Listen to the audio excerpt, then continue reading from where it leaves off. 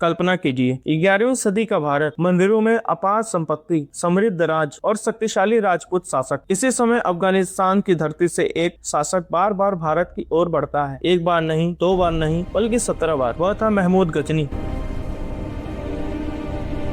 लेकिन सवाल है, क्या वो सिर्फ एक लुटेरा था या एक महान राजनीतिककार या फिर धार्मिक प्रतिष्ठा पाने वाला योद्धा? आज हम जानेंगे पूरी सच। महमूद गजनी कौन था? महमूद का जन्म 971 ईस्वी में हुआ। वह गजनी आज का अफगानिस्तान के शासक सुबुक्तगीन का पुत्र था। 998 ईस्वी में वह गजनी का शासक बना। उसका साम्राज्य मध्य एशिया से लेकर ईरान तक फैला था, लेकिन उसकी महत्वाकांक्षा बहुत बड़ी थी। उसे चाहिए था धन, शक्ति और इस्लामिक दुनिया में प्रतिष्ठा। भारत उस समय दुनिया में सबसे समृद्ध क्षेत्रों में से एक था। वहीं से शुरू होता है उसकी नजर। भारत पर पहला हमला 1001 ईस्वी में उसने भारत पर पहला आक्रमण किया। उसने हिंदू शाही राजा जयपाल को हराया। इस जीत ने उसे आत्मविश्वास दिया। उसे समझ आ गया भारत धन और अवसरों की भूमि है। इसके बाद उसने लगभग हर साल भारत पर हमला किया। 17 आक्रमणों का असली कारण इतिहासकार 3 मुख्य कारण बताते हैं: आर्थिक कारण, राजनीतिक कारण और धार्मिक कारण। आर्थिक कारण: भारत के मंदिरों और राजकोष में अपार संपत्ति थी। उसे अपनी सेना को मजबूत रखना था। राजनीतिक कारण: वो अपने साम्राज्य को स्थिर और शक्तिशाली बनाना चाहता था। भारत की लूट से मध्य एशिया में अपनी शक्ति बढ़ा सका। धार्मिक कारण: उसने खुद को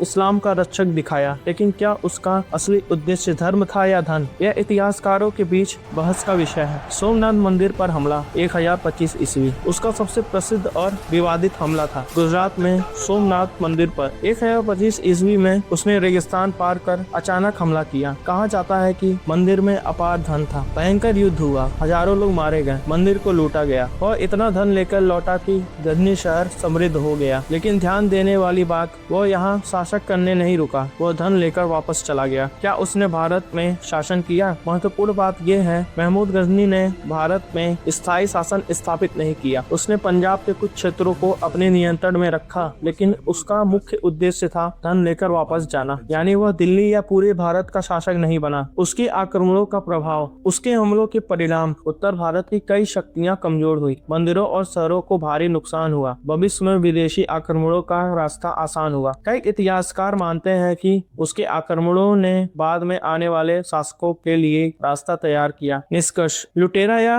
रणनीतिककार? अगर हम तत्वों को देखें तो उसने धन लूटा, धार्मिक विजय का प्रचार किया, लेकिन भारत में स्थायी शासक नहीं किया। तो क्या वो सिर्फ लुटेरा था या अपने समय का एक महत्वाकांक्षी शासक? इतिहास हमें सिखाता है, हर शासक को समझने के लिए हमें भावनाओं से नहीं, तत्वों से देखना चाहिए। अब आप बताइए, आपकी नजर में महमूद गजनी क्या था? कमेंट में जरूर लिखें। अगर वीडियो अच्छा लगा तो मेरे चैनल युग स्मृति ज्ञान को सब्सक्राइब करें। जय हिंद, धन्यवाद।